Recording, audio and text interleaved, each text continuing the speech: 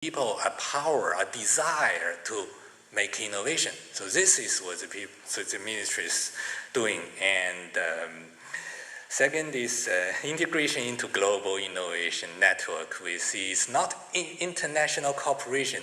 We recognize this as a global network for innovation. This afternoon we had very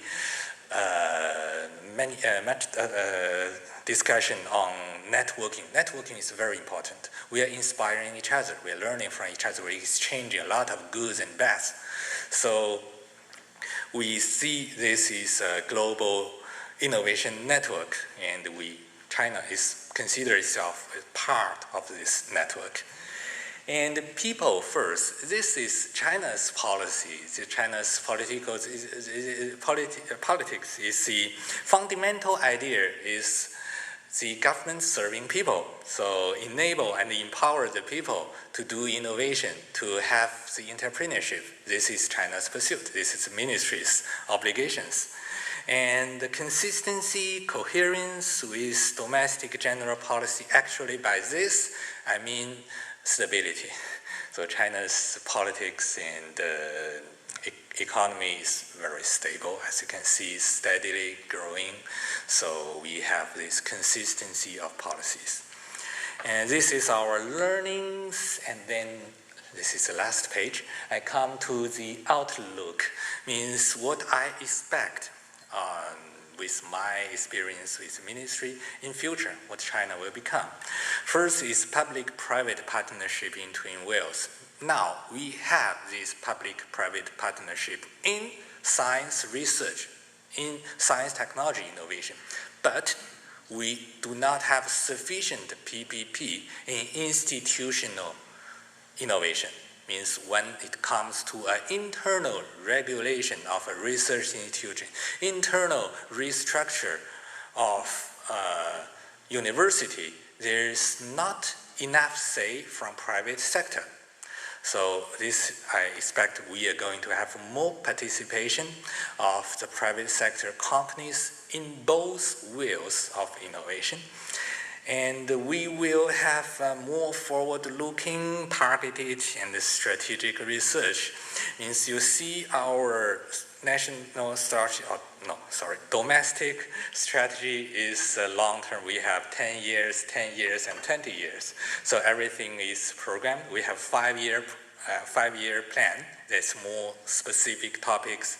So the government will direct its resources to those topics of national, domestic priority. So this is the idea.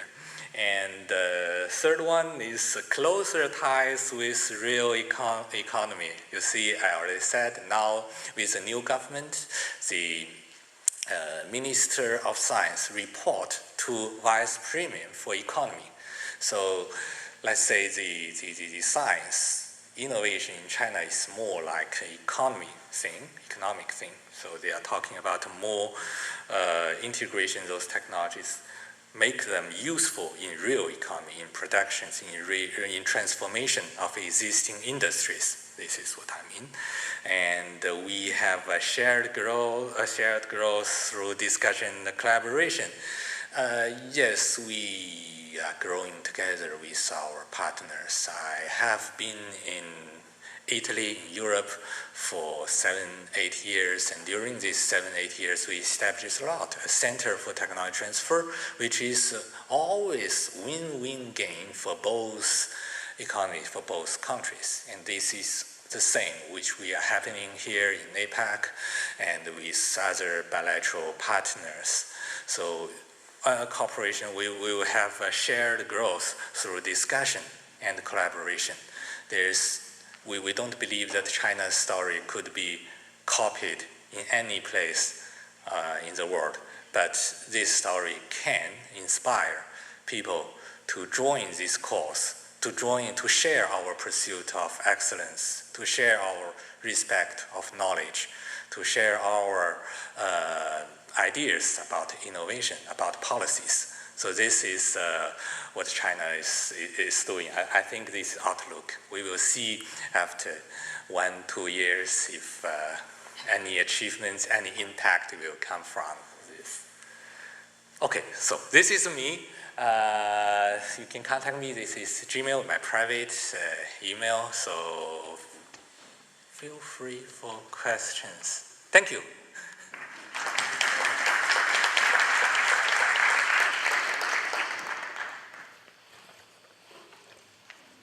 No questions. I come here for, yes, 36-hour flight. Colleagues, please.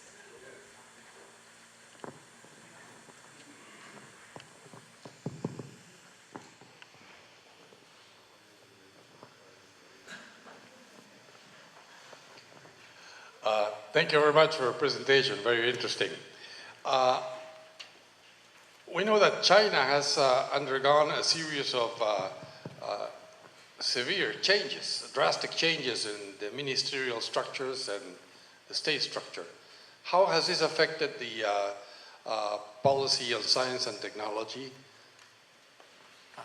Yes, thank you for noting that. It's a big change. We have many new ministries established, and the impact on science is previously Ministry of Science and Technology. The policy is reporting to Vice Premier of Education, means science technology was considered as an education sector's issue, but now it moves to economic issue. Means we have more topics, more discussion on the impact of science, technology, innovation to the economy. Yes. Okay, if no more questions, tomorrow I will share 3 stories about, 3 case stories about this topic, about China's policy. Thank you.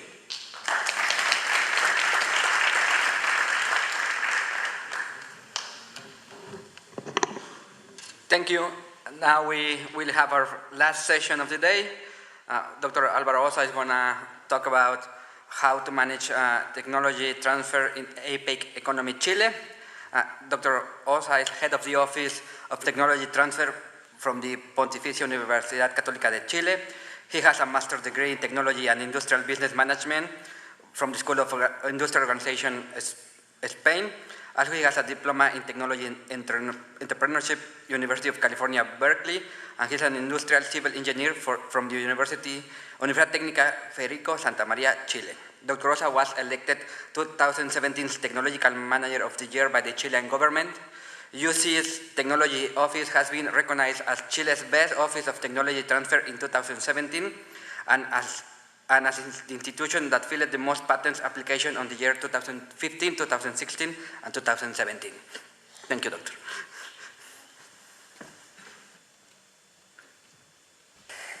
So, hello everybody.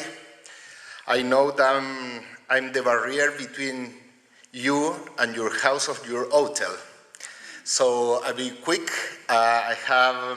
I would like to share with you 3 specific cases that how we improve the ecosystem in tech transfer, IP, etc., from Chile to the other countries.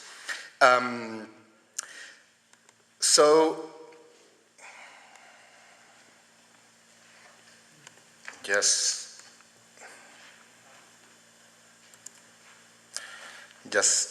1 second.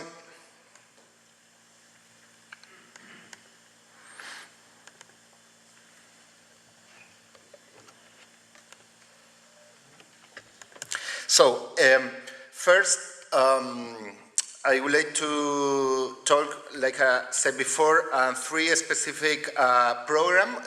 One is a MOOC, as a massive open online courses that we launched 6 months ago, about specifically about tech transfer and intellectual property. I would like to explain you how we do that, why we do that, and what is happening now with it. Then about a trainee program that we developed together with Cambridge University. And finally, a program that we can raise money from the government, from the private sector, in order to improve the entrepreneurship based in science and technology. Maybe these cases could be useful for your economy, replay some of this, and of course, some of you could be part of them as well. So, the first one is the MOOC is probably the new kind of methodology to connect between a university with the students. The idea is to have these online courses open to everybody. We make the first one, the technology transfer, is called From Research to the Market. By Coursera. Coursera is an international platform. This is a free course, so everybody can take it for free. Now, this course is in Spanish, so it's the first tech transfer MOOC in Spanish around the world. And that was very impressive because when we proposed to do that, everybody said, please, don't do that. Because the MOOC is called massive, and tech transfer is not massive, okay? So we did, and we have a very impressive results. Just in 5 or 4 months, we have more than 3,000 students around the world. This MOOC is it increased quickly at the Católica University. Is the best evaluation that have in our university. The 60% of our students are outside of the